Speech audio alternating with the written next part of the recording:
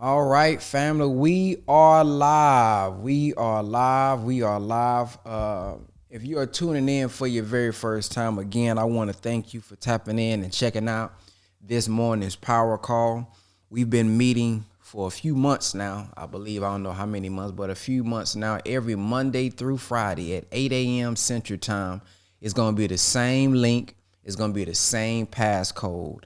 Share it with your friends. Our next goal is to get over 200 people on this Zoom live with us, learning, studying, growing.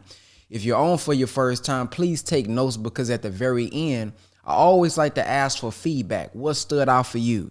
What impacted you? Because we never know, man. Your testimony is something that stood out for you may be the little nugget and perspective that somebody else needed all across the world, and you was able to help them by you just giving your perspective. So please don't be afraid to share at the very end. Also, if you are not a registered member of the Nation of Islam and you would like to just check it out, not join if you're not ready to join, that's between you and God. But this Friday, I would like for you to be my guest to go check out your local Muhammad Master Study Group in person to see how it is. And if you're interested in doing that, go to www.noistudygroup.com. That's www.noistudygroup.com. And a sister is going to reach out to you and help you with the instructions. All right.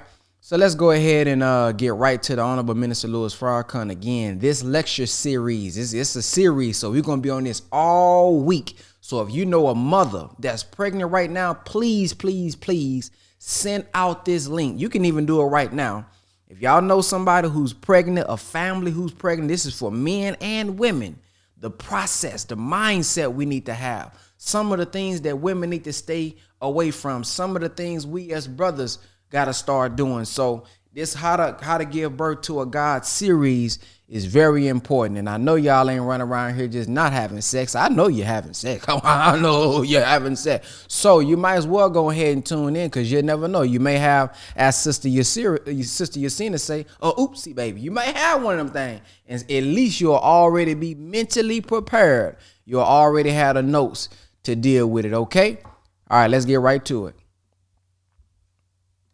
Elijah Muhammad, that we have been given through his teacher, Master Farad Muhammad, the substance, the how-to come up out of the condition that we are in today. Many people come before us and excite us, arouse us, get us emotional, because we're an emotional, God-seeking people. But what we need today is right direction. In bringing on Brother Farrakhan, allow me to read to you from the Holy Quran, from the 57th Surah, the Iron. Whatever is in the heavens and whatever is in the earth declares the glory of Allah, and He is the mighty, the wise. His is the kingdom of the heavens and the earth. He gives life and causes death, and He is possessor of power over all things.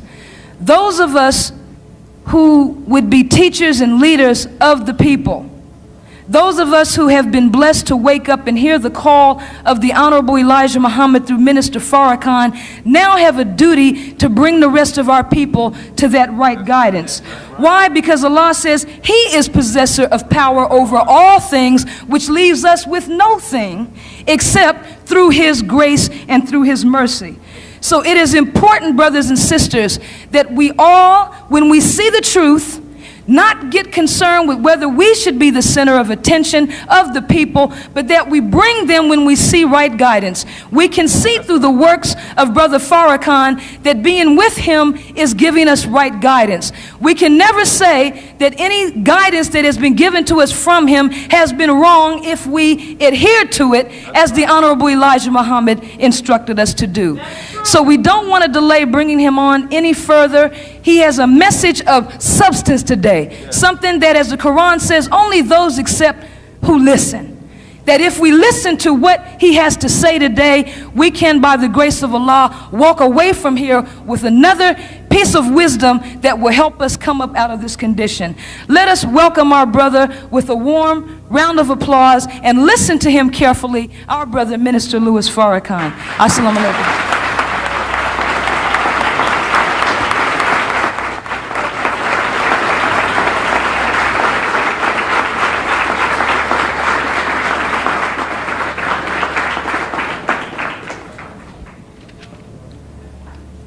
the name of Allah, the Beneficent, the Merciful, I bear witness that there is no God but Allah, and I bear witness that Muhammad is his messenger. I greet all of you in our listening audience and here at the Final Call Administration Building with the greeting words of peace. Assalamu alaikum. Dear beloved brothers and sisters, it is a great privilege once again for me to have this opportunity to share this time with you in prayerful thought and consideration of the aim and purpose of Allah, which is the resurrection of our people from a state of mental death and ignorance through the guidance that has been given to us from the Honorable Elijah Muhammad. Most of us who are believers of Christianity have Bibles. I do not know how many of us take the time to read the Bible. And as Muslims, most of us have Qur'ans. I do not know how much time we take in the study of the words of Allah. But thanks to the guidance coming to us from the lessons and teachings of the Honorable Elijah Muhammad, we can look at the Bible and look at the Quran, and it begins to open up its inner meaning and truth, that we may not be surface dwellers, skirting on the surface of wisdom, but that we, like intelligent students of a wise teacher, should be made to understand that as pearls are found in the depth of the sea, and as gold is found in the rich, deep veins of the earth, and so are diamonds and all treasures, so are the treasures of God found in our deeper perusal, study of His Word. I am especially appealing to those who are students of the Bible, students of the Quran, and students and followers of the Honorable Elijah Muhammad. Our duty as students is to delve into that which a master teacher has brought us. If you believe that a master teacher has been in our midst and left with us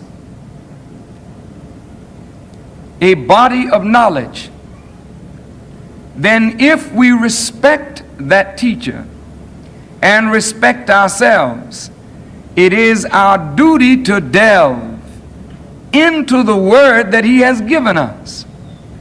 By delving deeply into the word, our first impressions never remain.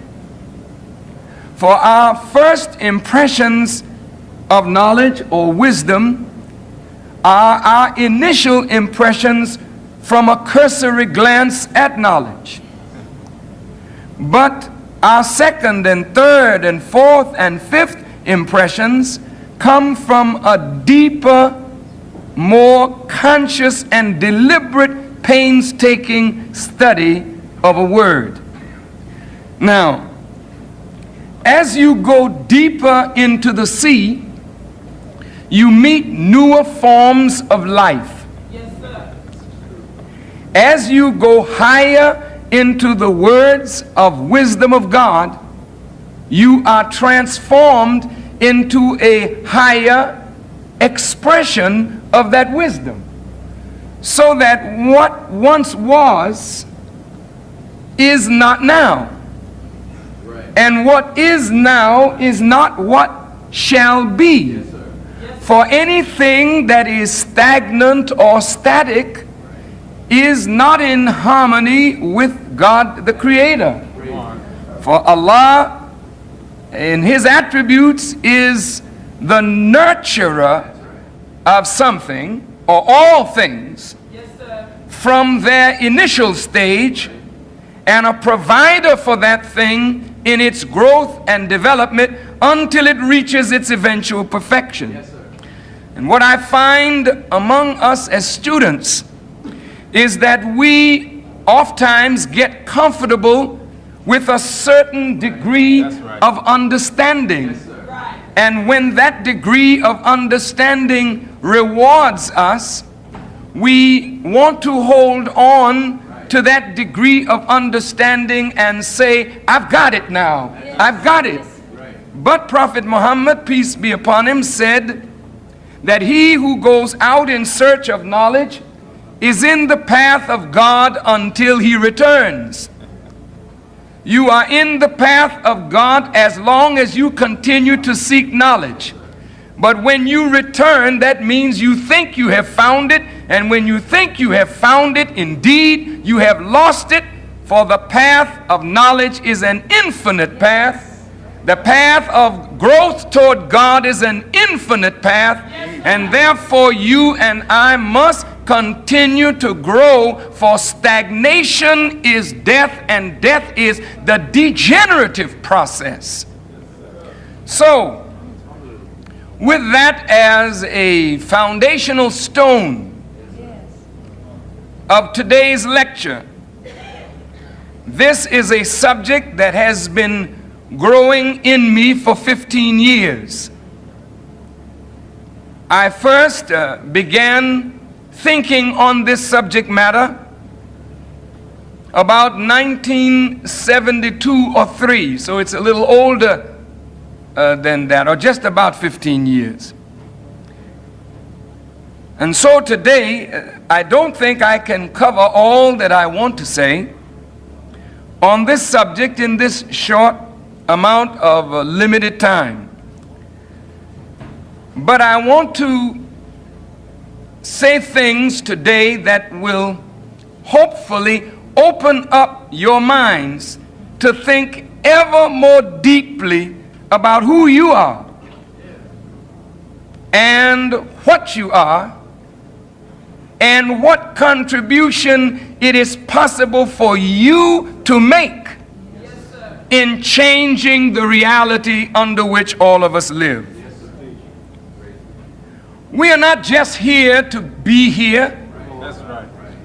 We are all here to make a contribution to the onward march and the evolutionary development of man in his pathway to God. We have not known the value of ourselves. We have not loved ourselves properly, and in not loving ourselves as men, we have not loved our women. In not respecting ourselves, we could not show adequate respect, proper respect for our women. And so we live in a world of great pain and sorrow, great anxiety and stress, where murder, lying, stealing, adultery, abominable behavior is the order of the day, and this is not accidental. We are not born into the world necessarily to be criminals. That is not God's will. It is not God's will that we be liars and thieves and rapists and homosexuals. It is not God's will that we be fiends and berserkers and beasts in human form. But the reality is that that is what we are confronted with daily. As a mother of such children, I ask every mother and every potential mother, what burden do you bear in producing children that are a scourge to you and to the earth? How do you feel, mother, when you behold your son not sacrificing in the way of God for the benefit of humanity, but when you behold your son, your flesh, your blood, a thief, a liar, a rapist, a murderer, a drug addict, a prostitute, a lowlife, a degenerate, what does this make a mother feel? And what relationship is there to the pain of Eve because of her rebellion against the commandments of God, that she would bear her children in pain? Does this mean just that you should have pain in childbirth? No. The pain of childbirth is a natural thing, but the pain that the scripture is talking about is not the natural pain of childbirth, which leads to the joy of the birth of something new and wonderful. But the pain is that you bring forth children into the world that will one day curse you and give you, the mother, pain. Your own children make your life burdensome and miserable, and you die in pain because you have left behind you children that cannot cope with the realities of this life. Sons who are still waiting for you to give them something, though they're 20, 30, and 40 years old. Your children are born and they die, giving their parents pain. Pain to the mother, pain to the father. Pain for what reason? To show you and me that something is wrong. Something is wrong with the way we live. Something is wrong with the world in which we live. And this world came through the minds of men that have fallen short of the glory of God. And if something new and better is to come about, it must come about through men and women who are careful of the way they think, careful of the way they live, careful of the foods that they eat, careful of their obedience to the laws of God. Now bear with me, because as a student of the Honorable Elijah Muhammad, whom many condemn, who love him, I believe, and follow him, would that you would be deeper in your understanding. But by the grace of God, we all shall grow, for it is Allah's will that we grow. But pay attention with a critical ear, if you will, with an ear that listens for hypocrisy, if you will, with an ear that is filled with doubt, if you will. But listen and then weigh what I say against what the Honorable Elijah Muhammad has put before the world. And then if you can justifiably condemn this that I teach in his name, then come on and do so. But you will not be able to. Now, beloved, the Honorable Elijah Muhammad was a man that wanted to strengthen the family. I say was not because he's non-existent, but that his presence among us is past. His physical presence. His spiritual presence is quite alive. Why strengthen the family? Why strengthen the institution of marriage? Because if there is no strong family, there can be no strong people or nation. In the holy world, which is in the East, the punishment of death passes upon the adulterer. The punishment of death passes upon the fornicator. You that have a Bible, the law given to Moses, who was not just a lawgiver, but Moses was a nation and civilization builder. And when you're building a civilization, there must be strong law to protect the woman, to protect the family, to protect the institution of marriage. So the punishment that Moses gave for adultery was to stone the guilty party to death. Why stone the adulterer and the adulteress?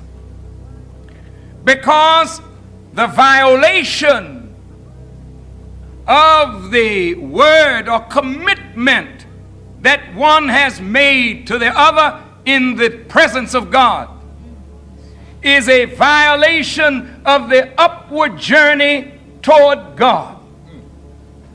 Follow me. The violation of your own vows made to one another, our vows made to one another, is the violation of our upward journey toward God. I'll explain in a minute. The violation of these vows and the woman opening her legs to a stranger and a man going in to a strange woman, the manifestation of such breaks the family. If it breaks the family, scatters the husband and the wife, it damages and makes insecure the children. And there is a whole consequence of activity that comes when the family is broken apart. So if you want a strong people, if we want a strong nation, then we must produce strong men and women with strong commitment to each other through the institution of marriage. The Honorable Elijah Muhammad wanted us to marry, and he said to us that Almighty God, Allah, hated divorce. Allah says in the Quran that He hates divorce. And even in the Catholic Church today, they don't like divorce. And if you divorce, there was a time when you would be excommunicated from the church. And there is a reason for that. Even though young men and women today get into marriage as though it is a joke. We take marriage as a pastime, a plaything. Our word to each other and our word to God is not serious. We have no real commitment. And so when we say for better or worse, we mean only for the better. When we say in sickness and in health, we really mean and only in health. And when we say for richer or poorer, we mean you better have some money, honey. When we say till death us do part, we are saying until the death of this marriage, then we'll part. But we have no commitment to any longevity. We go into marriage with a thought in mind of getting out of it if it doesn't work. We go into marriage with the thought that we will not commit ourselves to fight like hell to make it work.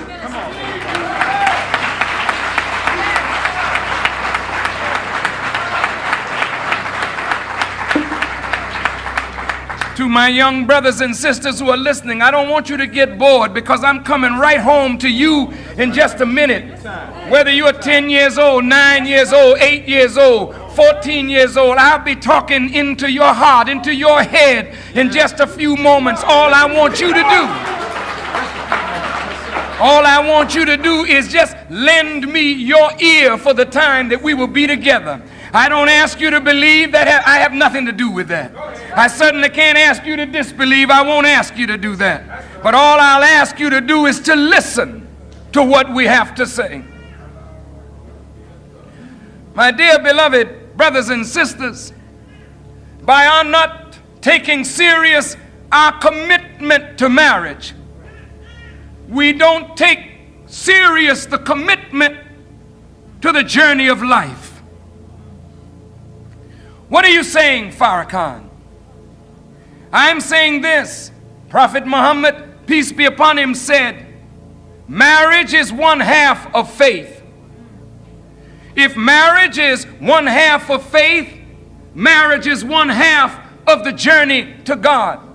For the word marriage in Arabic is nikah, which means to unite. It does not mean that you are united when the vows are spoken, but it means you have made a commitment to struggle for the unity of two souls, two independent beings, two independent essences that come from one originator. But it is a struggle to unite. Anything of value presents a difficulty factor, as we have studied. That's right.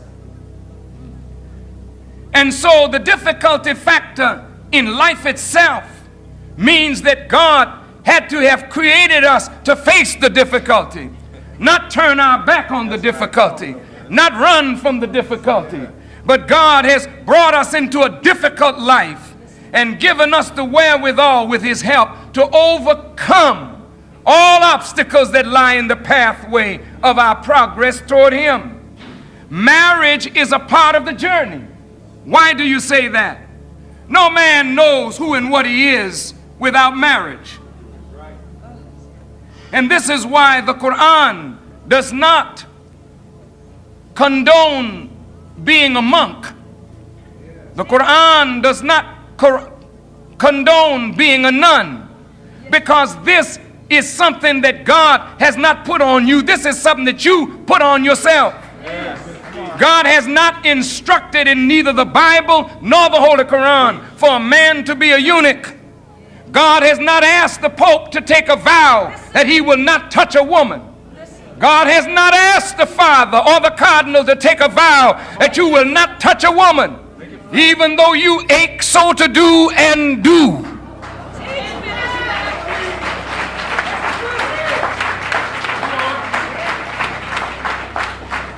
God has not asked the woman to take a vow not to have a man, because the very growth and development of you as a person is your struggle to overcome the difficulty factor in uniting the male with the female and the female with the male. And by any man denying himself that joy, that pleasure, and that struggle and that pain is denying themselves a part of the journey toward God himself.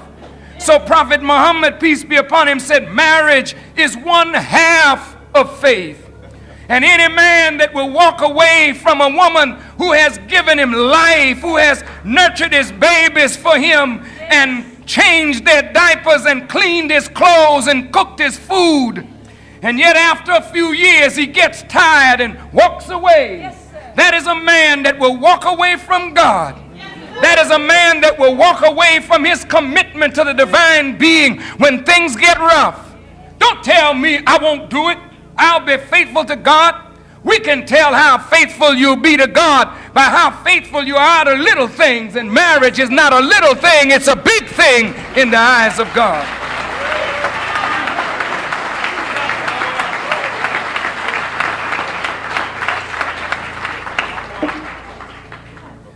All praise is due to Allah.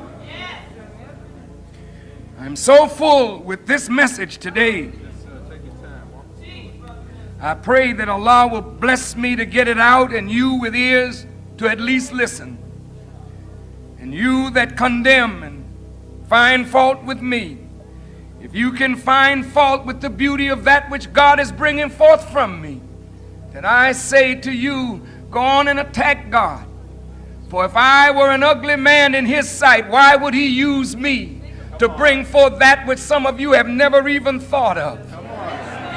Why would God use me to bring forth guidance for a nation of people that will live long after my flesh is turned to dust?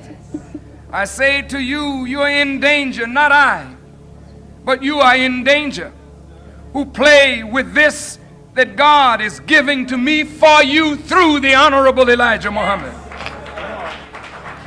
I warn you in the name of Allah, leave me alone if you don't like me. Leave me alone, because God is certainly with me and will give you hell if you rise up against me.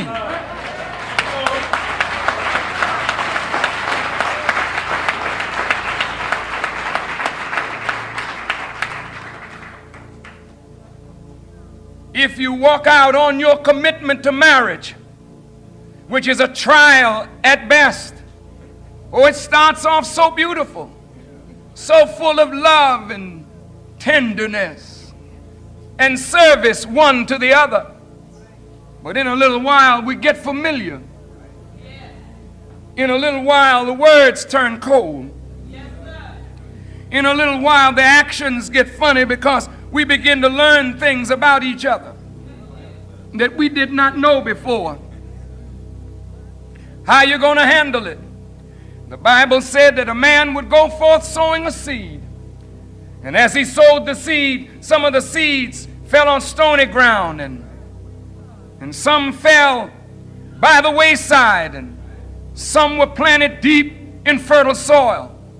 And Jesus said, this sower that goes forth to sow is, of course, the Jesus himself, bringing truth. And the field is the hearts of men. There are some men that receive the seed with joy. And by, the evil one comes and steals it from you.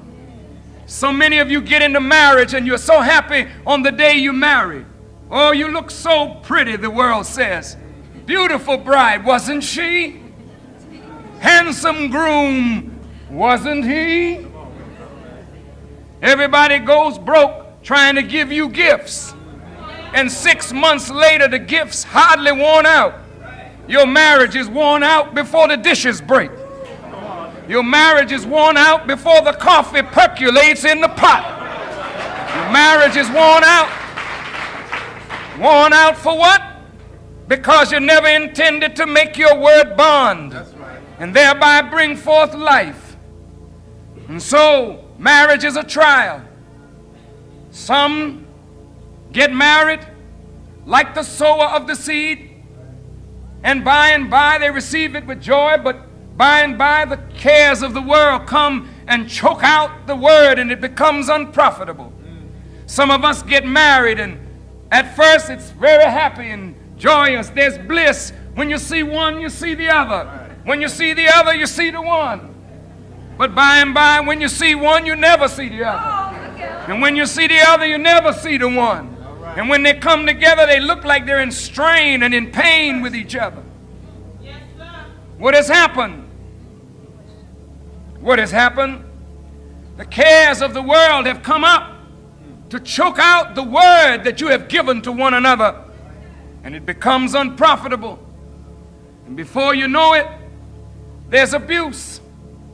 Abuse of the woman. She abuses herself. He abuses himself and abuses her. Battered women is not a phenomenon in the world. Men have become so cold and callous, so filled with lack of understanding of life itself, that they crush their women. They cannot cope with the minds of their women. They cannot cope with her arguments. So they beat her down with their fists as though they're beating another man. Women today are battered. They live in homes with men who claim to love them, but every day fisticuffs breaking out. The man beating the woman so that the woman is fearful of her life. How can you live in fear in a home and produce the right kind of offspring? How can you live under that kind of tyranny and produce children who recognize what love is and what justice is and what mercy is and what tenderness is? You are producing wicked children because you live under environmental circumstances that make you able to produce a devil. I know what Elijah Muhammad taught. He's my father. But let me help you to understand what he taught and why he taught it. You abuse your wives and you abuse your children. We don't set up a just rule in the house. We don't do justice by our children in judging them with justice. We play favorites. while at the same time we condemn the white man for favoring his own white people and setting up a law that disfavors you and me. But in our homes we produce children, and some of us prefer the lighter over the darker, so we favor the lighter and suppress the darker. Some of us favor the girl over the boy or the boy over the girl, so we openly show favoritism to the girl to the detriment of the boy, or to the boy to the detriment of the girl. We all have our favorites. We all have our unjust dealings in the home, not realizing or thinking or even contemplating or taking second thought about what it is that we're setting up and what the consequences will be. You build your own world, the Honorable Elijah Muhammad taught. You can make it a heaven for yourself, or you can make it a hell. Heaven and hell, he said, are two conditions of life. You can make either one. So you have a responsibility in this. You can't duck out and say, the white man did it, and you don't have a hand in this. You are either a willing agent of his in your own destruction, or you're a willing agent of God in your reconstruction. Let's look now. I'm going to move on. I realize that the broadcast is almost just about 20 minutes from completion, and I have not even gotten into the core of the subject matter. But I want you to pay attention, and if you are driving nearby, just come on in. That's right. And if you can't come, then you call 994-5775 and you ask for the tape of today's lecture. I know it's hot, but it's hotter yet. Yes. Now, what are you doing when you batter yourself? What are you doing when you abuse yourself? How can a woman bring you a good child and you beating her? How do you treat her when she's pregnant with your life? What do you think about her as she grows more full with your life? How do you handle her? Not her body, but her mind. Yes, sir. And mother, how do you handle yourself? You know, the time to prepare for motherhood and fatherhood is when you're a child. Therefore, a mother has a heavy responsibility.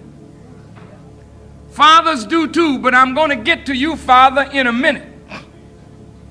Because I don't care how heavy your responsibility is, father, it don't equal in no way the responsibility of a mother and a woman. I'll explain to you in a minute. All right. I'm not putting you down. I'm picking you up, if you understand. The Honorable Elijah Muhammad said 75% of his work was with the woman, and 25% of his work was with the man. What does that mean to you? If 75% of his work is with the woman, how important are you? What was his work anyway? Elijah Muhammad was no organizational leader.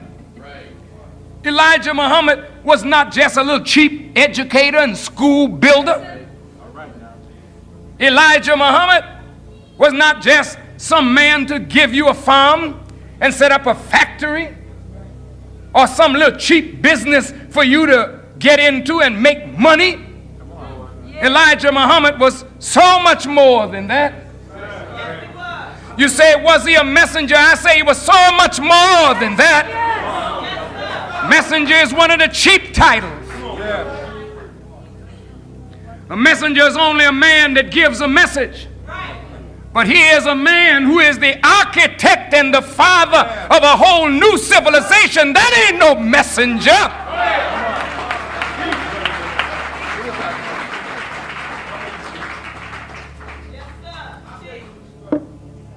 He only used that title because it would be too much for you and me to really understand who in fact he really was and is. And if you cannot accept him in the lowest rung of his titles, how then will you be able to accept him in those other titles that tell you more about him and the great work that he was commissioned by Allah to do, not just for black people, but for the whole of humanity? And how can you help him get his message to the whole of humanity if you continue to speak baby language? What do you mean, baby language? A baby is a person that speaks only a language that he himself can understand. And a mother who loves him can try to understand what the coo mean or what the mean and mean. Another baby in the crib may not even understand what the other baby is, but they communicate. In the lessons given to us by Master Farad Muhammad, to whom praise is due forever, he said, don't continue to use baby language. And some of us thought he meant swearing or profanity, and profanity is the misuse of language. We don't have to curse to make our points. That is baby language, but that is baby language on the surface. What is real baby language? Baby language is that which only allows you to communicate with others in the crib with you. But when you grow up out of baby expression, then you can communicate to the intelligent scholars and scientists of the world, and they will not be able to ostracize you or isolate you and put you in a crib because of your cheap language and mentality, but you will be able to talk to the world.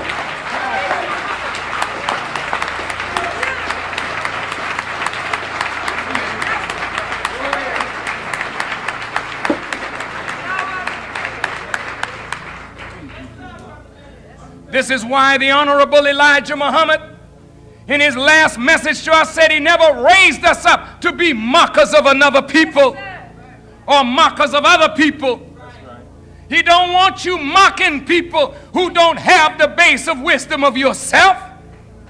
He wants you to teach them, and that is why he taught you. But if you continue in the old expression of you yourself when you were a child in the wisdom, how then will you grow up to be like Paul? When I was a child, I spake as a child, because I thought and understood like a child. But when I became a man, I put away childish expression and began to speak like a man. And the world will understand the donkey when he speaks with a man's voice.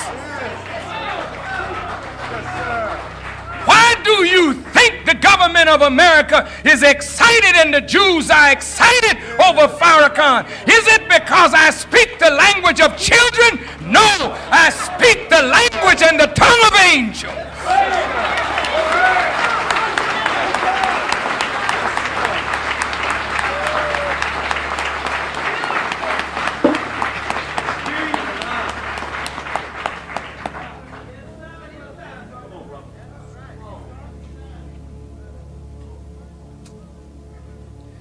The Honorable Elijah Muhammad made it against the law for a brother to strike his wife.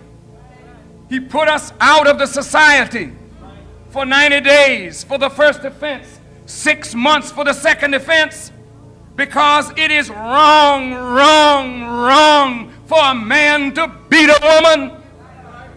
I say it again, it is wrong for a man to beat a woman.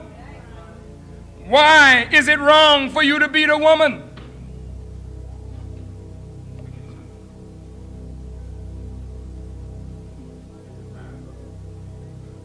The Honorable Elijah Muhammad says, when you teach a man, you teach an individual.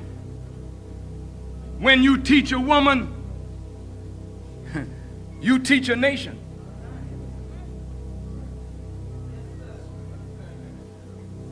When you beat a man, you beat an individual. When you beat a woman, fool, you beat a nation.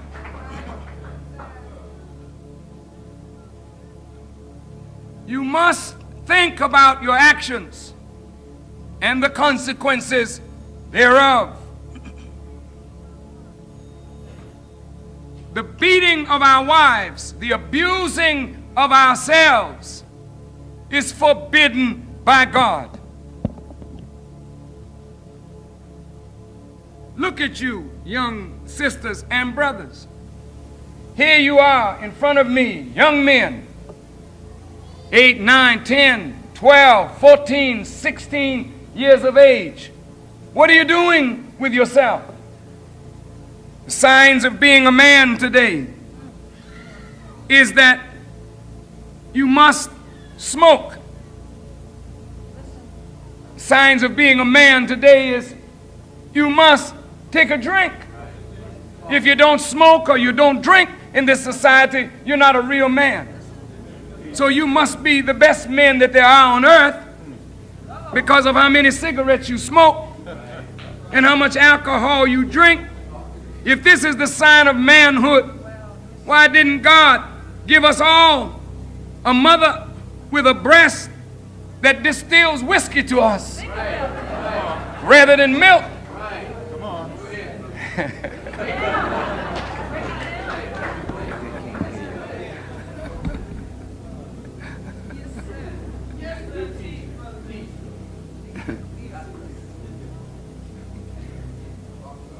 With each puff that we inhale, at least 4,000 different chemicals come into our bodies.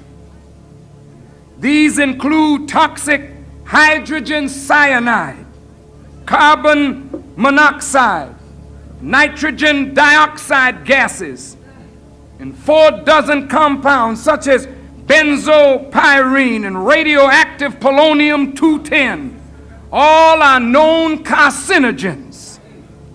All these chemical vapors in tobacco smoke get deposited in the mouth, the nose, the throat, the lungs in a coating of burnt plant resins called tar. It is in this tar that most of the cancer-inducing potential of tobacco smoke lies. Then, in a scenario typical of chronic heavy drinkers, most of whom also smoke, our smokers feel thirsty and they wash down that smoke coating in their mouths and throat with whiskey, wine, or beer. The alcohol in his drink is not in itself a carcinogen, but it may act as a solvent, dissolving the tar-trapped tobacco poisons and easing the transport of carcinogens across the membranes of the body. Are you listening? Yes. The smoker continues to drink. Soon he lights another cigarette and inhales deeply. Behind his embattled lungs, meanwhile, his liver has gone on full alert to save his life. This 3-pound chemical factory called the liver, which cleans most toxins from the bloodstream, reacts to alcohol as a foreign substance and metabolizes 95% of it into other chemicals. But in turning its energy to clearing just 1/2 ounce of pure alcohol, the amount in a standard drink per hour from the drinking smoker's blood, the liver's other metabolic functions suffer a sharp decrease. Now, if the liver is to clear the toxins from your body, and every time you put alcohol in your system, the liver is on alert and goes to work to cleanse your system of this poison, thereby sharply decreasing its function of clearing other poisons from your body, then the drinker and the smoker continues to build up toxins in the body until you become a toxic waste dump site, getting ready to be buried somewhere. Toxic waste. Are you listening? While battling alcohol, the liver puts aside another important function, clearing fat from the bloodstream. An excess of fatty substances called lipids and fat byproducts begin to clog the bloodstream. Look at you now. At the same time, chemicals from cigarette smoke are increasing the coagulating tendency of the blood. As thickening blood begins to clog the capillaries, blood cells carrying food and oxygen struggle to reach each of the body's cells. You're a smoker and a drinker at a young age, but at the same time, you're producing sperm. At the same time, you're producing an egg that will one day be the future of you and the future of life on the earth. You're producing an egg that is already deficient. You're producing a sperm that is already deficient.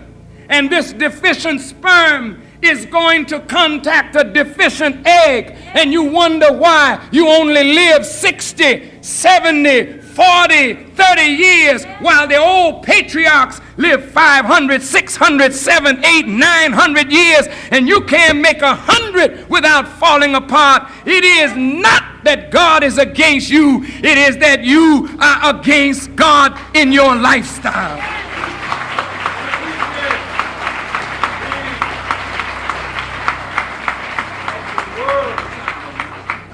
Now, what is the effect of this on a pregnant woman? Here you're already beaten by the man. He beat you up so that you are carrying your baby filled with bitterness. I'm going to talk to you about that in a minute. You got a little more time? Yes, sir. Yes, sir. Yes, sir. Pregnant women should understand that when alcohol and tobacco are present together, according to medical scientists, they perform a synergistic function. Even though one is bad and the other is bad, but when both of them get together, they actually increase the toxic potential of the both of them in their synergistic function. So when you put that stuff in your body when you are pregnant, here you are inhaling carbon monoxide.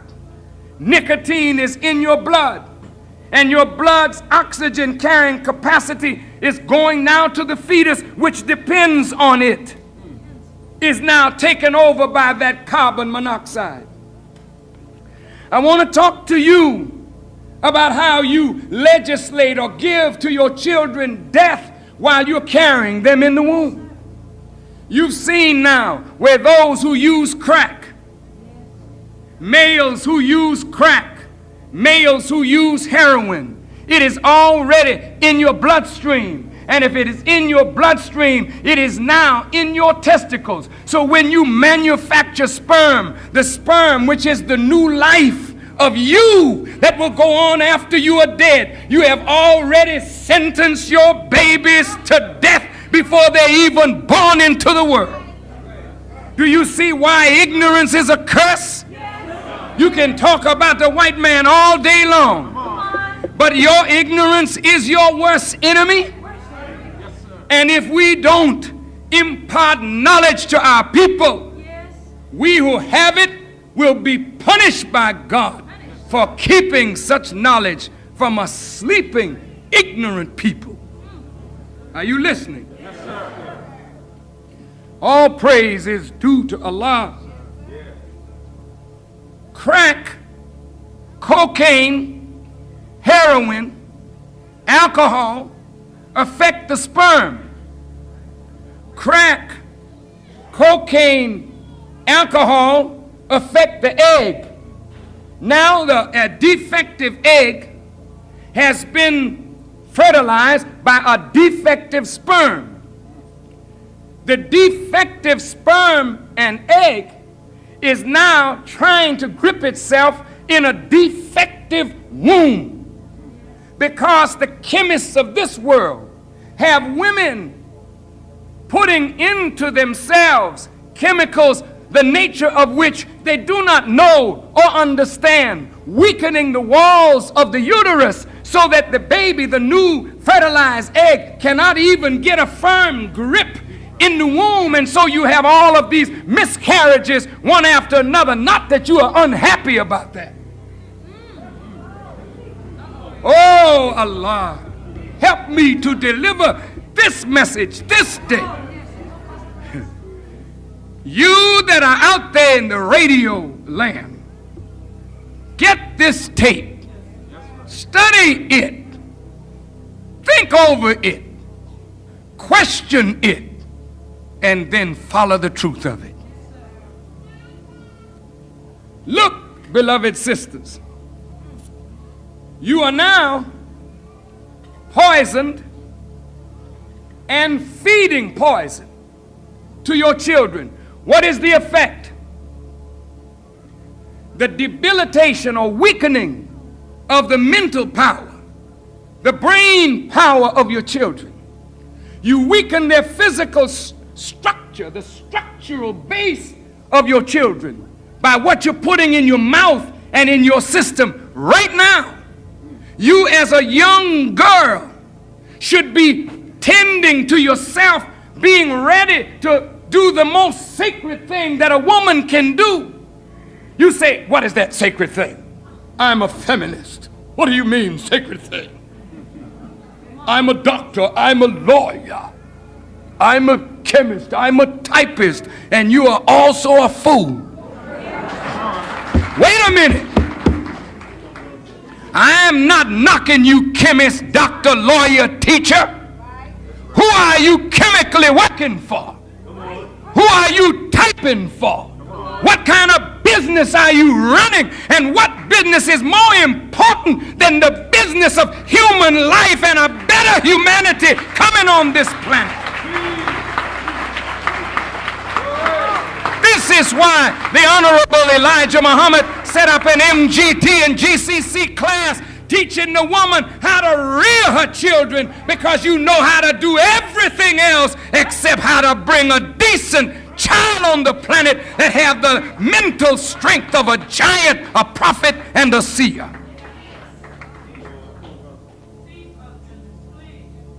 The broadcast is over, but I'm not finished.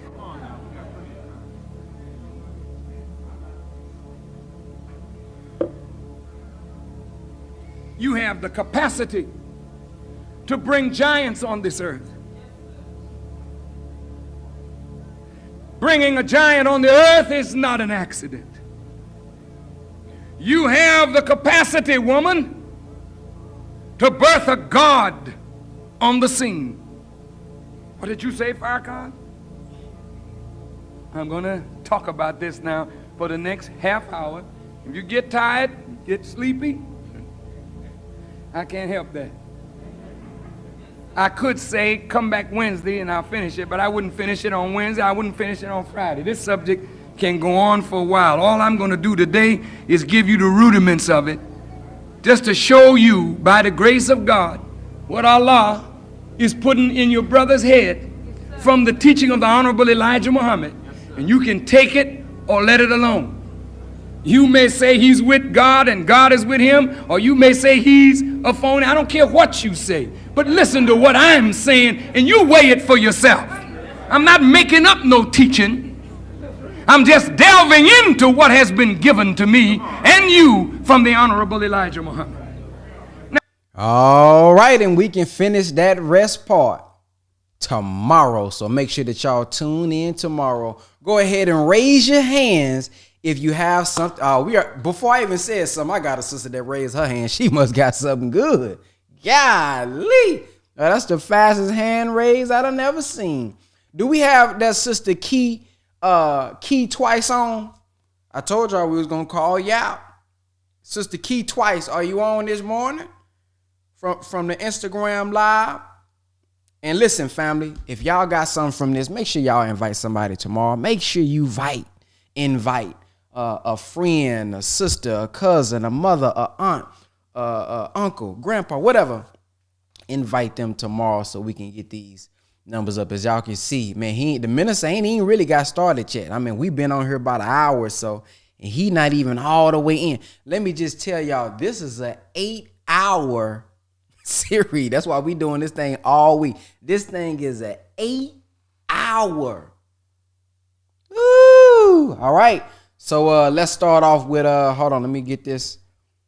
Obviously, this is a powerful subject. This thing is 8 hours, ain't it? Golly. Somebody said, I need all 8. Let's go to Sister Dr. Kenyatta. Let's hear it. What stood out for you?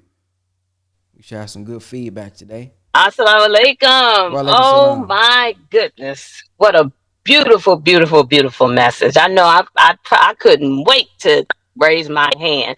So I'm just going to go real quickly because I could just talk so much about this subject. But it's so interesting because when we think about, can you hear me, Brother Ben? Yes, ma'am, we can. Okay, okay. Being a mother, we put so nowadays this world puts so little emphasis on the importance of being a mother. We put so much energy into like being this job and working this job. And I always say the best job I will ever have in my life ever is being a mother. And I put more energy into that than anything else that I do is being a mother. What a precious gift. But our young girls today, they are not even taught. I mean, of course, if you are a part of the nation, if you're blessed and you are a part of the nation, yes, I know. But just the average young girl growing up in this world today, being a mother is not. There is no, it's not like the end thing. It's not the thing to do. Everything else is more important than being a mother. And even when I'm teaching my daughter, I always tell her, listen, you can be whatever you want in the world, but the most precious gift that you will ever have is being a mother. So you need to make sure that you understand the importance of your womb, taking care of yourself, all of those things. So, I mean, I could just go on and on, but oh my goodness, I wish that we as a community, right, would teach our young girls how precious and how rewarding and how important being a mother is.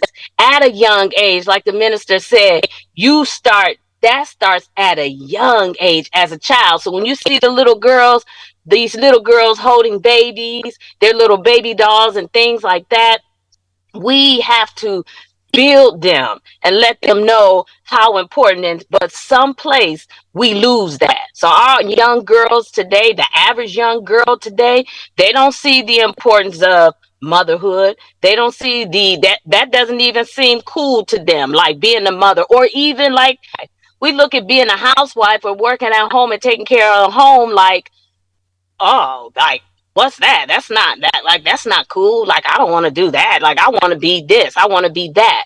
But the first thing, taking care of home and knowing how to take care of your family and take care of your children and be a mother, we don't look at that as a community as being the best job you will ever have or the best gift that you will ever have. So anyway, I'm just real passionate about that. I think this is beautiful and I'm so intrigued to learn and hear more about it. I'm going to let my daughter hear this. She's 18 and I'm like, I press this to her, but I'm going to make sure she listens to it herself so she can understand the importance of being a mother, taking care of your womb. And yeah, so anyway, I could go on and on, but thank you.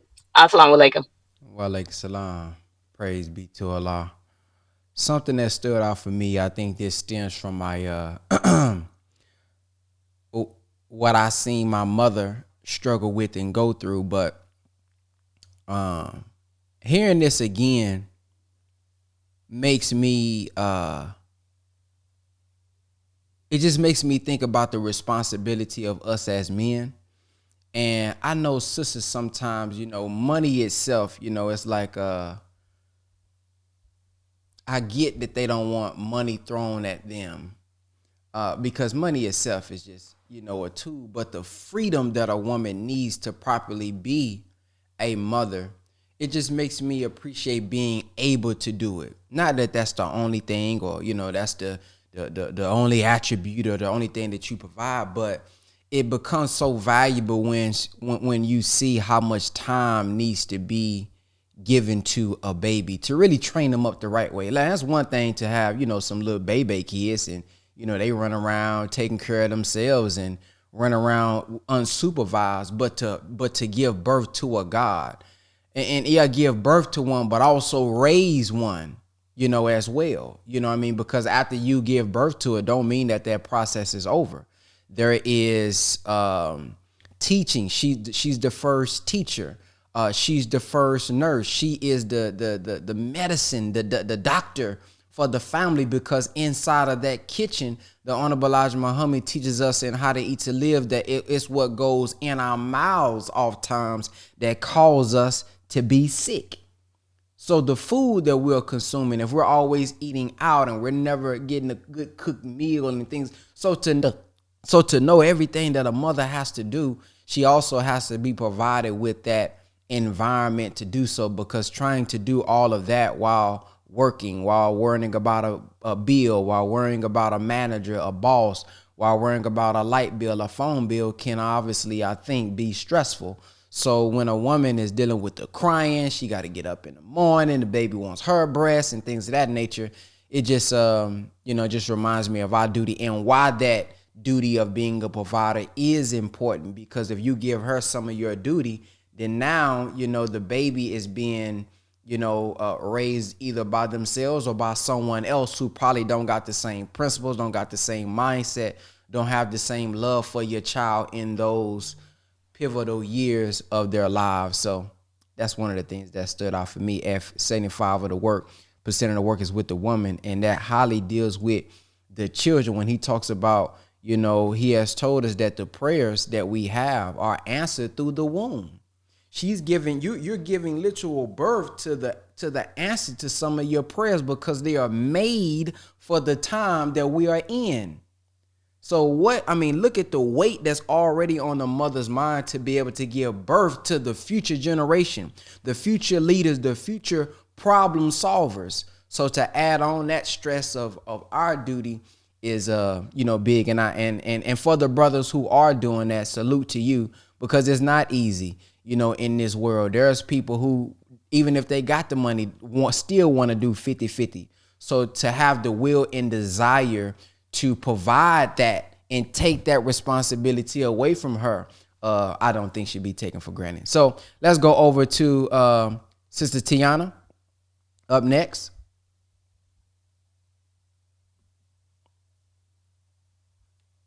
Going once? The host. Nah, I ain't no going once. Listen. Assalamu alaikum. You just ready. Y'all just be ready to cut off. Not on this topic. You ain't cutting me off. Yeah, somebody had me already muted and I'm trying to unmute. You don't waste 20 seconds. You got 5 minutes now. All right, be quiet. All right, so assalamu alaikum, first of all, family. But okay. It's I'm just so filled up. But I'm gonna make it short and sweet. First of all, I ain't sleep.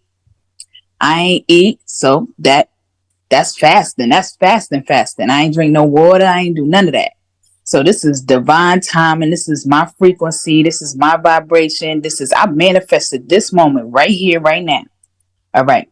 So surely I have turned myself over to thee. Like I just got that. Like I had to. It's like, that's all I have to say. That's all I have to say. And surely I have already given birth to a God and I could do it again. Surely. But I just learned that. So this is just a powerful moment, powerful call as usual. But like, this is incredible. Like this is beyond comprehension. So, I'm ready for the 8 hours, 10 hours, 24 hours. I'm ready. Assalamu alaikum. Wa alaikum salam. Well, y'all better get ready, because this is truly an 8-hour, matter of fact, to be exact, 8 hours, 21 minutes, and 12 seconds. We finna get some good feeding this week. We got a sister who said, transparency. This hit home for me as I am carrying my first child and I am due in the next 2.5 weeks. Look at that. Oh, look at the timing. Woo! Perfect time to be tuning in to such a series. Let's go to Sister Brianna. Brother Ben. like we used to say on the old calls, tell them they got to bring their sleeping bags for this one, brother. Get ready. For them 8 hours, bring your sleeping bag. Go ahead, Sister Brianna.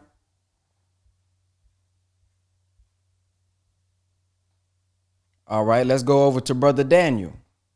There we go. Okay, never mind. Apologies. Assalamu alaikum, everyone. Walaikum Of salam. course, this series is always phenomenal. And you actually touched on one of the things I was gonna say because he was talking about the compound effect of like alcohol or drugs, and sometimes we forget that that means food too. Soy is not good for us. It's not good for the mental. All these processed foods, they stay in the body, particularly in fat. Even if you got a little bit of fat, that's where the toxins are going because it doesn't want to go to the bloodstream. And the minister was talking about well, just the name of it, giving birth to a God, that's not just what you eat. That's what you think. That's the music you listen to, the people that you're around. The Honorable Elijah Muhammad said pregnant women shouldn't even look at wild animals. We shouldn't even look at wild animals. Like, wow. Just think of how profound that is right there. Right? And when you were talking about the environment, that is huge. Like, there's a couple of sisters here in New York that homeschool. Like one of them, she only has one daughter, and I'm like, praise be to Allah, man, because my sister's going to why. That's a lot, but it's amazing that we even have something like that, right? So that they're not learning Christopher Columbus found America that we all know isn't true. At least they're learning like they are gods at home and at school. Whether they go to MUI or they don't, or they're homeschooled, whatever. It definitely does take a community, and having solid people around is phenomenal for the mental. Because man, if your mental isn't at peace, if you're worried and stressing about left and right, every scenario, circumstance in life, then you're just passing that through to your children. So I don't have any children yet. Inshallah, we're gonna start in like 3 years, but I'm starting now, listening to these series now, getting my mind right now, body right now. You don't have to wait until you're pregnant. Do it before then. So praise be to Allah. Yes, That's right, ma'am. inshallah. Yes, ma'am. Brother Daniel 6X. Yes, sir. This is something like a family. This is one of the favorite messages. I'll say this, and the minister said about this particular series. It's a 5-part series culminating in New York. He said, "I am so proud," and I'm paraphrasing, "of what Allah has blessed me to do with this series, to the point where if this is all you heard from me, this is enough to get the nation up and going."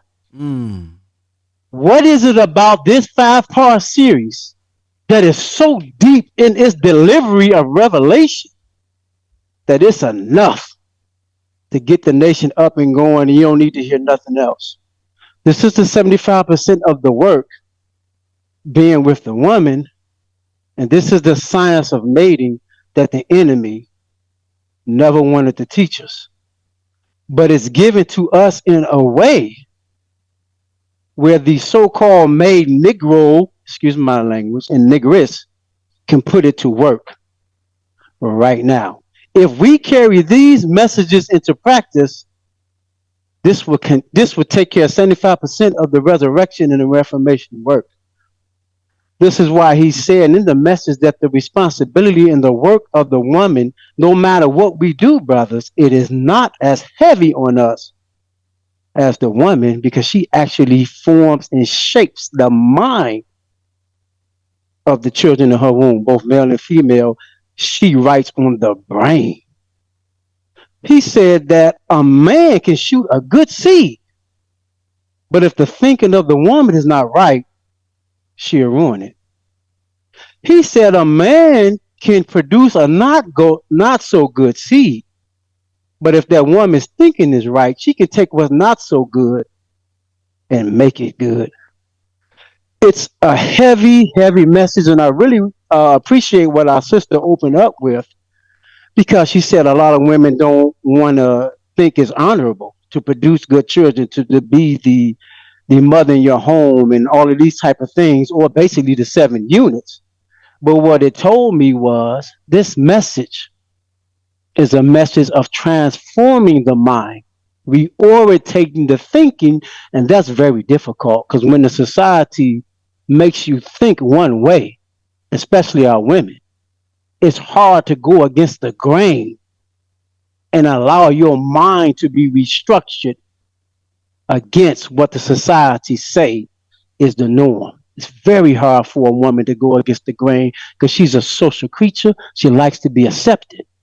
So to go against the grain is very difficult. That's why I talk to some Muslims and they say, look, brother, it's not easy to wear your headpiece in an environment where you're the only one. It's very difficult. I'm like, oh man, that's never thought about it that way. So also what's coming to my mind, I don't want to jump ahead of the minister, but he said this, and I'm gonna have to say it because it's a shocker, but he said it. He said the reason that 75% of the work is with you, and hopefully we get to it. He said because 75% of the problem is with you. I know that's heavy, but if the woman writes on the brain of the child in his most vulnerable state, that's a heavy work. That's a heavy responsibility. So I don't even think I need to use the whole 5 because there's so much said in this. We could go on forever. But I see in my own situation where the mother, my ex-wife, played a heavy role in shaping the thinking of my own sons. I have 4 sons. And lo and behold, all of their thinking, regardless of how much Islam I try to put in there, her disposition, her thinking, her mental attitude, her emotion played a bigger role in shaping them than all the Islam I could have fed them. The Honorable Minister Louis Farrakhan 24/7. But if she didn't support me, if she didn't add that conviction while she was forming them and even in rearing them, unfortunately, ain't nothing moving. Assalamu alaikum, fam. Wa alaikum salam. Let's go over to Sister Yasina. Assalamu alaikum. Wa alaikum salam. So this is really for us as women. Thank you for this. Having 2 daughters myself and rearing them in Islam, you know, we're going through the different stages of development right now. But one of the things that scientists are saying, and Brother Jabril, may Allah be pleased with him, he backed this up. When a woman is born, she's born with 1 to 2 million eggs. Those eggs are passed on to her from her mother. So every generation, you're getting the eggs of the previous generation. That's a blessing in itself. And it's an opportunity, if we think about it as women, it's an opportunity of women. You know, every generation you want to produce a child that is better than you. So how blessed are we in this time under these teachings where whether we're mothers now or we're praying to become potential mothers. We have the opportunity to take what Allah has already passed down to us from generation to generation to generation and make it something better. You can see that in your own self because we can look at ourselves and say, you know, not arrogantly, but I'm so far ahead of my mother. But it's because of what she passed down to you, what she's giving you. So to take that into the future, but we're elevating the essence of who we are. So I want to say to just the sisters,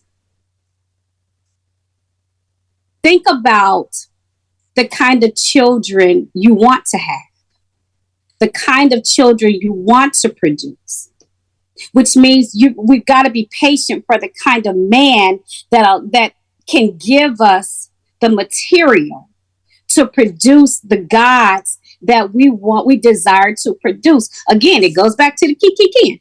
You can't have, there's some nice looking men out there, but all nice looking men ain't right looking men. Everything that look good to you ain't good for you, like your mama taught you. So we have to go through the weeding process. That's why courtship is important. Because in courtship, whether you're, even if you're not Muslim, you practice it. Because if you sit down without the emotion and you really listen to that person, you can start weeding that out. Courtship does not mean I gotta go dum dum da dum down the aisle, because I can dum dum da dum and it's dumb dumb dumb. So courtship is not definite. Saying I do and signing those papers can prevent a lot of hardship by not signing those papers and not forcing your mama or whomever to force you into marrying this person because they see something good in that person and you see the reality of them. But don't get so desperate. I know some of us, we get up in age and we feel like our time is running out. But the Honorable Elijah Muhammad said that a woman will be able to have babies up until 85. And I don't know how many of y'all want to try that one, but he did say that, and Elijah don't lie. So if you gotta wait till you 83 and and you marry him and y'all can still work that thing out, then be patient, because you want good children. Good children, good mindset, right mindsets produce good children. And you have to be in the right mindset. It don't matter how old you are.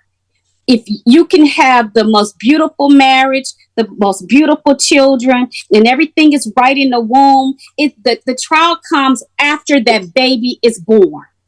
That's when parenting begins. You're in a process as a girl. You're going through everything when you're pregnant, but the real test is when that baby is born. So don't just prepare for the baby shower. Prepare yourself for the longevity of raising and giving birth to a God. It starts in the womb, but the process happens after the womb. Assalamu alaikum. After the pregnancy. Assalamu alaikum. Wa alaikum salam.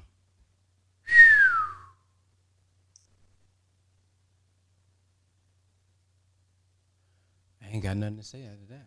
Brother Ahil, I was gonna say something, but my mind went blank. Brother Ahil. Morning, family. I finna say you can finish your statement if you still had the time, brother. Nope, If you nope, remember it. nope. Go ahead. Assalamu alaikum, everybody. A couple things stood out from what the minister was talking about this morning. But one thing that stood out to me is a phrase when he said self-abuse is forbidden by Allah. And diving into like the context and everything of what that means to me.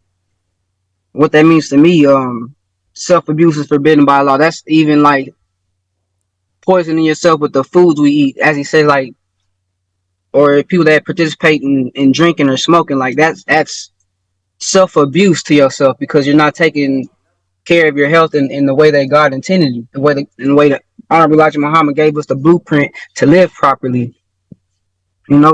In August 1st of this month, I've been 4 years cold turkey from cigarettes. So I used to smoke 2 packs a day when I was active duty in the Navy. When I got out the service, I seen y'all gonna judge me, but I seen some people in New York. They was buying loose squares. You know what I'm saying? They'd go in there and buy loose cigarettes, and I just felt like a fiend going in there spending 75 cents or 50 cents just for a couple cigarettes. You know what I'm saying? I was like, no, after I seen somebody else do it and I seen what they look like, I was like, damn, that's what I look like. I was like, oh no, I gotta cut this out today, right now. And like this, and then I stopped. Whenever I did stop cold turkey, I stopped, and then I went around people who continued to smoke, and then just the smell of it, I was like, oh my God, I can't believe I even participated in this act. I don't even know why I was drawn to do so, but being in the military, you'll be drawn to do certain things. That's just how the military stress you out. But yeah, self-awareness, self-care, self-discipline, and there's another self word in there, but it's an 8-hour topic, and that's just one of the things that stood out to me. The self-abuse is forbidden by Allah. You know what I'm saying? Assalamu alaikum, fam. Wa alaikum salam. Yes, sir. Next up is Lethally Regal.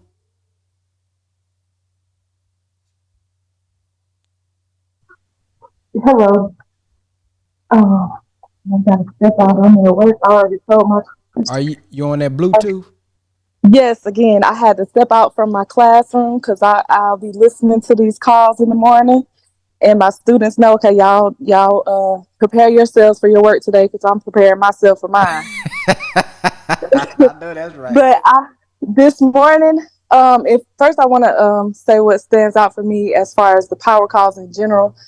You said earlier, Brother Ben, that we've been doing, or you've been doing this for a couple months. And I'm not sure exactly how long, but about 2 months ago, my brother, he's in prison and he was in the wrong place at the wrong time and sent to a different prison, somewhere that,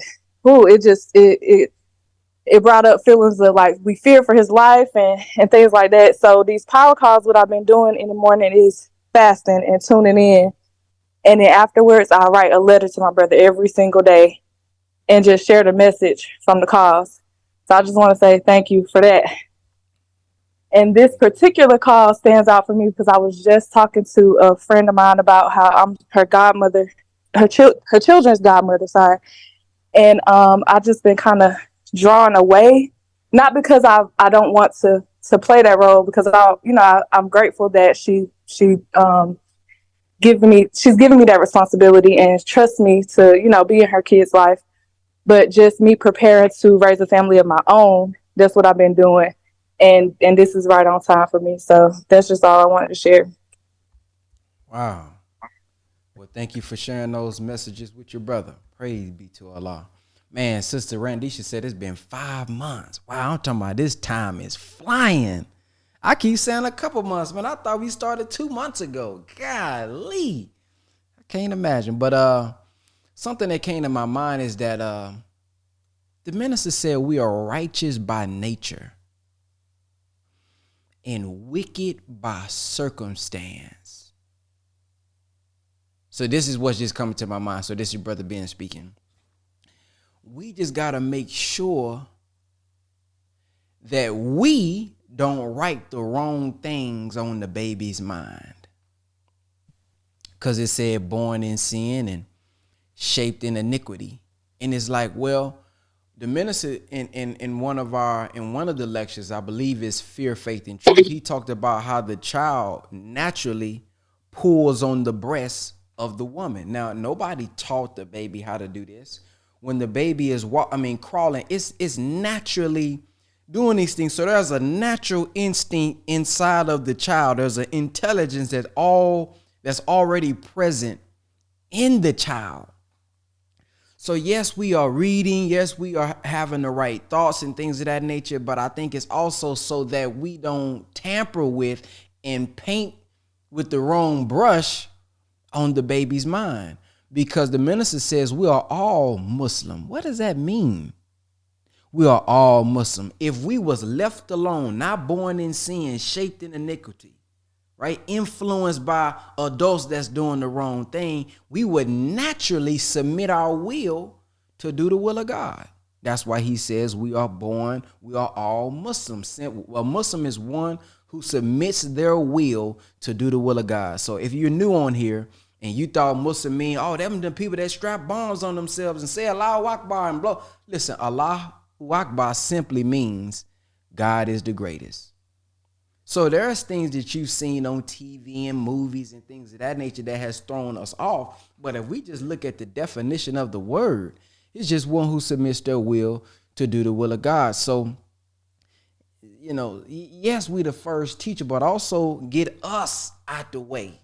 Our human abilities, our shortcomings, our falls, we gonna do some wrong and things of that nature. We just gotta make sure that we protect the baby from that, and naturally through giving the baby the word, letting the baby hear the minister, and us reading to the baby and things of that nature, it'll grow up, the way it should be. But I think a lot of times, as I'm listening to the minister talk about, the baby's brain, which he'll get into, y'all will hear him talk about that in probably in a day or two. But we are the mother, for the most part, is writing on that baby's mind the way that she thinks. And Imagine having to guard your thoughts, how you got to concentrate. This is not a passive thing. This is when a negative thought comes up, because they going to come up, I have to actively rewire the mind, reprogram my mind if I'm thinking different. And I think that also improves the mother in this process. If she truly loves the son, if she truly loves the daughter, she'll be willing to do that work. But what I'm getting out of that, as she's doing the work for him or her, she's also doing it for herself without even realizing it. She's cleaning up her mind for the baby, but she's also doing it for herself. So yeah, that's all that I was thinking about. But let's go over to Brother Wesley. Assalamu alaikum, family. Powerful message. What stood out to me whenever I listen to this particular lecture, it makes me think of what Brother Ye spoke about on one of his albums, where he said that I never understood Planned Parenthood because I never met someone who planned to be a parent in the hood, and how this is a planning that you have to do. The thoughts that we have, like we're speaking on right now. The brain has over 50 to 60,000 thoughts a day. And what is being dominated? Is it dominated with negativity? Is it dominated with seeking pleasure? Especially for us men, are we just looking to get pleasure from that woman, or are we actually looking to plant that seed where we want to birth for God? And are we doing what needs to be done to really get ready for that responsibility? And when the minister spoke on about the abuse, and it brought to me as well that abuse of a woman is not just with your hands, it's also with your words. And we sometimes can feel as if we're not doing anything, we're not putting our hands on a woman. But if our words aren't in the right way, if we're not using the right words, or we're using profanity like he spoke on, where that's the misuse of language, that can also kill the spirit. That can also damage or cause damage to that child as well. Even the child that isn't conceived yet is not giving the right environment. And that just leads me to how environment is so important. Not only if you're not taking in drugs, or not, you may not be drinking, but if you're around other people who are doing that, that can also influence you to want to partake or be around, get that secondhand smoke. You still are causing harm to yourself as well. And then lastly, I'll land on this as well. Just speaking on when you say that everything, when Sister Yasina brought out how everything that looks good may not be good for you. So that is like that food that we say, they had the enemy makes it where the food is appealing to the eye. The commercials got the different sauces dripping off the burgers and this, that, and the third. And then when you get there, you realize it's not what they advertise. And then you're still going to consume it. And that's causing that long-term effect or damage. And that we may see that as, okay, it's not hurting me right now, but over time it's causing damage. And that last thing I say as well is that he spoke on how stagnation is death, and how death is that degenerative process. And if we're just staying stagnant in our way that we move, in the way that we think, in our studying, in the way we fellowshipping and making it to the mosque and making it to these power calls and getting around other individuals so that we can glean different knowledge and wisdom from other people's experiences, that's how we can really create an environment that's going to help us birth a God, even if we're not in that process of birthing or conceiving or having, in marriage and making a child. You're also creating an environment in your mind, and we want to constantly be coating our minds with positivity, coating our minds with these teachings, so that those negative thoughts can't dominate the way we live. Assalamu alaikum. Wa alaikum salam. Something just came to my mind, and the thought is this: we got so much work to do. There should be never a day that comes up where we say, what's the play? Listen, man, I gotta improve me. I gotta improve the baby. I gotta learn about the baby. I gotta manage my thoughts. I gotta make sure my thoughts is positive. I gotta make sure that what I'm eating is right. I gotta make sure what I'm drinking is good. There's no way that we got all this responsibility that we hearing, and we don't have nothing to do tomorrow. I don't know what's on the agenda tomorrow. I don't know what's on the agenda today. What's going on? What you got going today? Oh, man, ain't nothing, I can't call it. We should never be able to say I can't call it. We should never be able to say, boy, I'm so bored. God, man, I just don't know what to do. It's so much for us to do, men and women. So that's what comes to my mind, man, the idle time that we have. We should always be in constant. And I'm not saying don't have a relief. But damn, what do you need a relief for if you ain't been doing nothing? Your mind ain't tired. Mind tired from doing what? Scrolling all day? So now, man, we need to learn how to, really focus on that time management, because time is really, I don't know if it's just me, but I feel like the earth is turning to look a bit more faster than it was a few years ago. I mean, when I say a couple months ago, it really feel like we started this a few months ago. Here in 5 months, man, we about to have a baby too in September. I mean, it seemed like we just found out a couple weeks ago. So this thing is, I'm talking about, time is moving. Man, somebody told me that was 25 the other day. I said, God, now I'm not even 25 no more. I can remember being under 25, being a part of the so-called A class, between those ages and 25. Now I'm moving into middle class elder mode. I said, golly, I'm not even really the youth no more. Because I think it stops at 25. But I'm still youth. But yeah, man, it's like, man, time is going by. So all this idle time that we have, we don't know what to do. We don't got nothing to do, man. Listen, we got to look at all the responsibility that we have and always be in constant study, because this is our future. The babies is our future, and we are a part of the future, whether we know it or not, because the babies got to learn from us. The mother, the father. So it's just too much for us that we're over, that we have to be guardian over, for us to be bored throughout the day and not know what we doing. Let's go over to Sister Nani. She's speaking on a call this morning. She can unmute herself. I was pressing the unmute button. I see what's going on. When you hit that unmute button, it says the host doesn't allow. So y'all gotta, yeah. That's why we be struggling. We be hitting that button, but it don't come off. Assalamu alaikum, everybody. But I wanted to say that hearing the teachings before being pregnant, it definitely hit hard. But now, especially this particular lecture, I want to say this is my third or fourth time listening to it. It hits way harder, way harder than I ever thought. The lessons from the minister could, in a sense of, it's not easy to be able to guard your thoughts. Don't realize how much we have around us that we actually soak up, that can affect our emotions. And now you have to think about this baby. You have to think about, the formation of the cells, because at the end of the day, the child's blood is filtered through the umbilical cord, which your body literally transfers the good blood from you to the baby, and the bad from baby and out of your body. You really have to guard everything that you think and everything that you see. And when you get into these bad moods or negative thought processes, it's hard to realize that it's not just necessarily affecting you, but it's affecting your child too. And me coming into motherhood now, it's a countdown at this point. You kick it into overdrive, and it's almost like it happens instantaneously.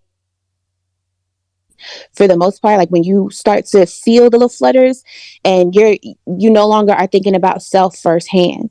Now it's all about little baby, and hearing everything that I personally am responsible for with this child growing in me it feels like a lot, and it sounds like a lot, to be honest. But when you're just moving in the best interest of your child, you start to do those things off of instinct. I have not ever been so protect my peace in my life, ever. I got a little taste of peace before, and then it was okay, I love this and I'm gonna protect it. But now it's if you don't bring some type of positivity into my life, and it's reciprocal as well, but if it's not to the point to where if I think about you, if I hear you or see you and it's bad immediately, I just remove you. I remove whatever it is.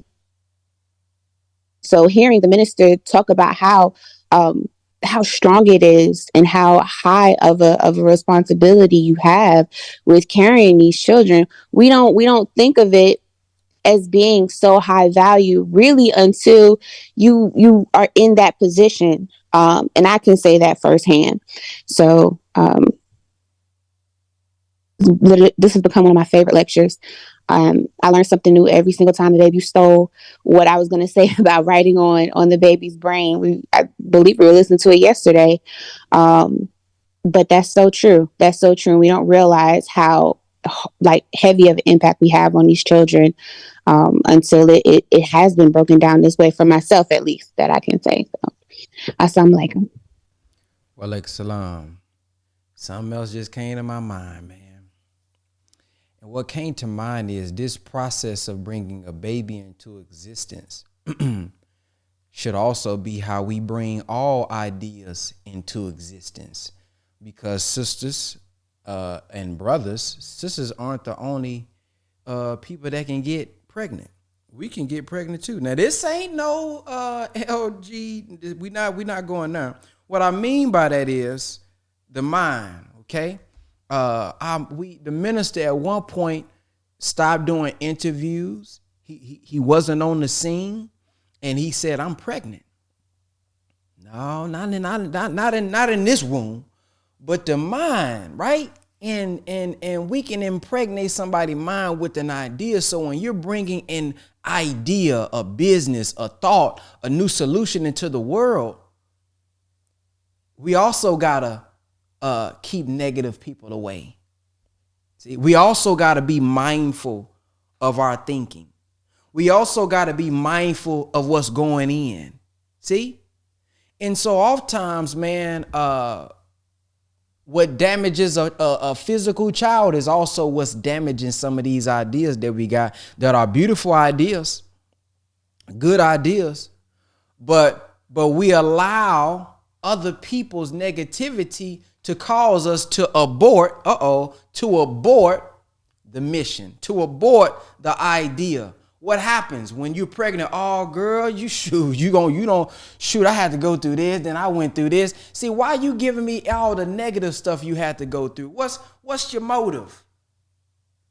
See, that's what they do also in business. Oh, brother, you're gonna have to do this. Also, you're gonna do this. Now it's causing you to abort the baby that was in your mind. And all you have to do is continue to feed it, develop it, grow it.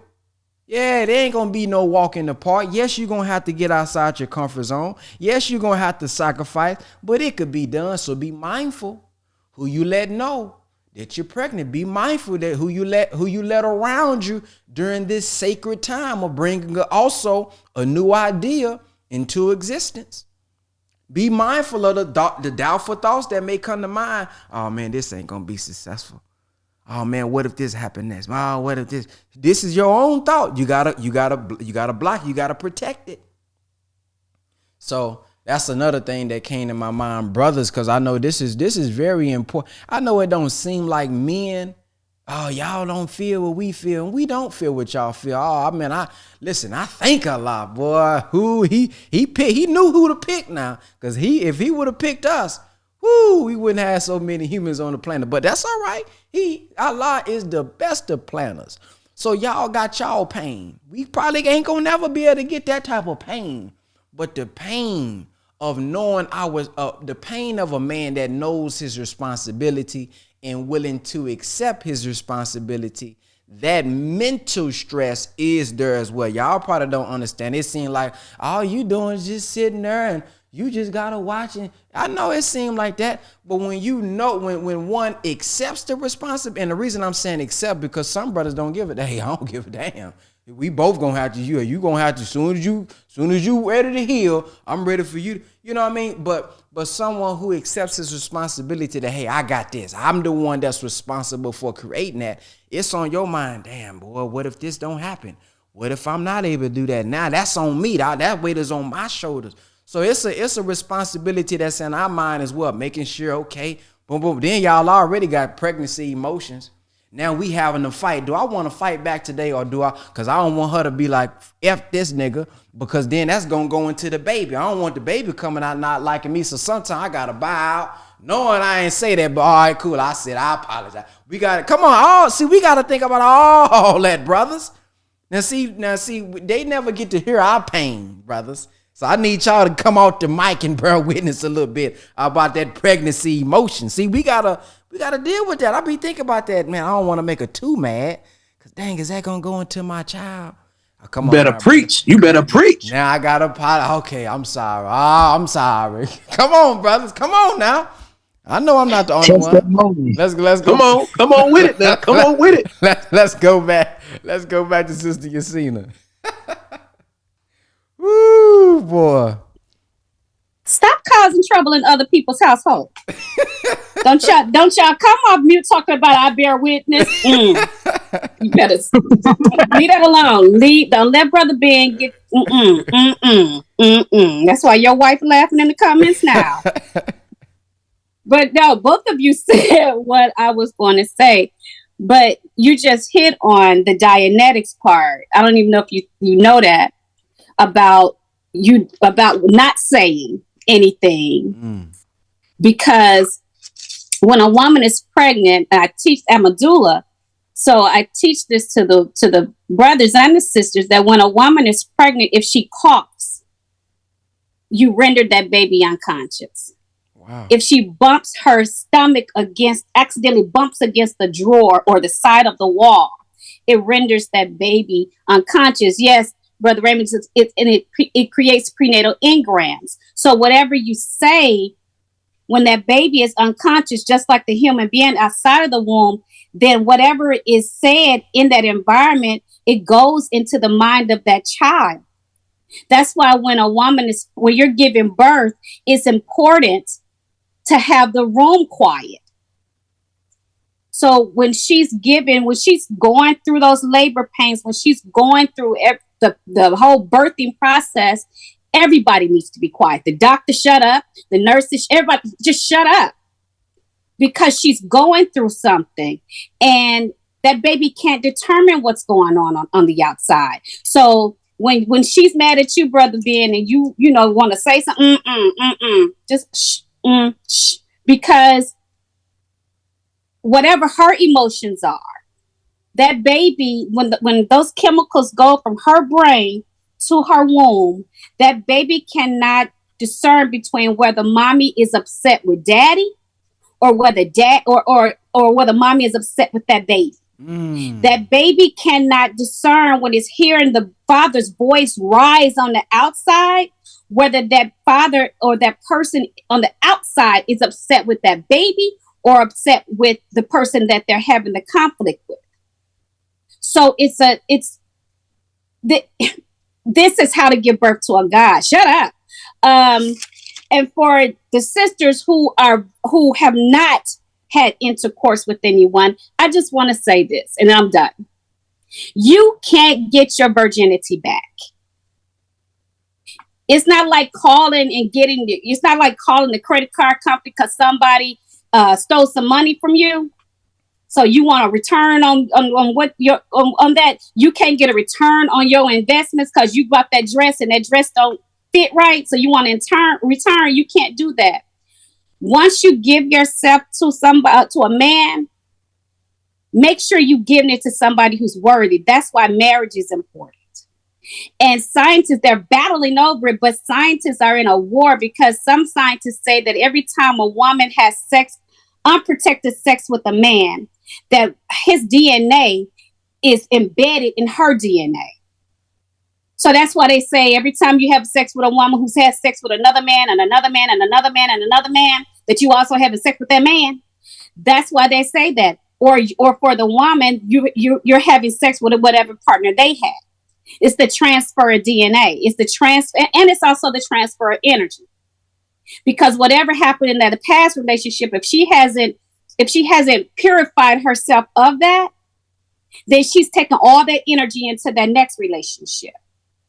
So for us as women, we've got to be the ones who say, I'm the most valuable commodity, the most valuable essence in the universe. All the LGBTQ, HRJK, LMNOPs, they can want to be a woman if they want to. But you don't want, you want the key, but you don't want all of this that comes with being a woman. You can have the cycle. You can have the labor pains. Oh, Sister Nani, before I go, they have these devices where they have this little device that you could put on the man's belly. So when The you mute button. through, We need the mute button. So when That's right, Sissy Athena. Oh, you know what? Listen. That must have been Brother Cam that mute. Nope, I'm already on it. I already told him about it, sis. I know. Trust me, Adam was on it from the jump. He don't want that. He does not want that type of them problems at all.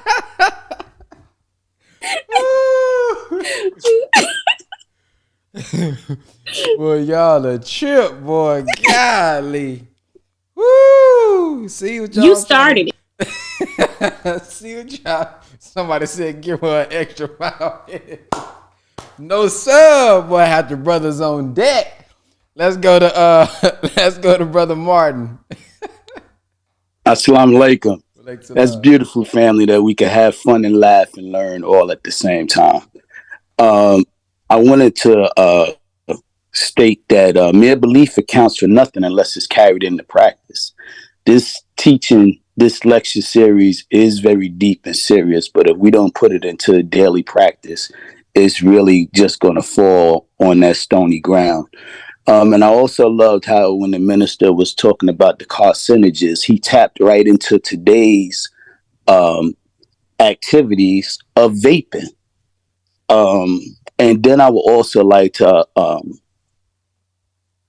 get us to think more seriously about getting hard copies of books and the old tapes that the lectures used to be on, because when this internet thing shut down, we need to still have the teachings readily handily to keep us going forth during our time, especially the minister's music collection. Let's change the world. It is a little expensive, but we got money for everything else. Let's support our minister. Assalamu alaikum. Wa alaikum salam. All right, family, we have reached our time. It's 9:58. Save your comments for tomorrow. Save your comments for tomorrow. If you got something that you wanted to share today, every morning and from 8 a.m. to 10 a.m., that's when we are live. I really appreciated the feedback. I love the laughs, love the fun. Man, we need to imagine when we do this and we 3 years in. Listen, I want to say this last week. I am so proud of us. I remember for about a month or two straight, we was just trying to get 100 people on here to just peek at it. If we just got over 100 and went back down, we was like, yeah, now consistently over 100 and some people on this call every morning, learning, growing, collaborating about truth. You know what I mean? That's fascinating, man. So our next goal is going to be 200. Imagine having 200 people on here every morning, getting this type of knowledge, getting this type of teaching and understanding. Man, we on our way of changing the world. So I thank everybody who invites people. I thank everybody who comes on, all the veterans that be on every morning to help this power call exist. And I'll see you guys, inshallah, tomorrow. And also make sure if you want to attend your local Muhammad Mosque study group to go check this out and see how it is in person, go to www.noistudygroup.com, www.noistudygroup.com, and the sister's going to reach out to you and find out what your local Muhammad Mosque and study group is and give you guys the instructions on moving forward. So have a blacktastic day, and I'll see you guys, inshallah, in the morning. Same Zoom link, same passcode, 8 a.m. Assalamu alaikum.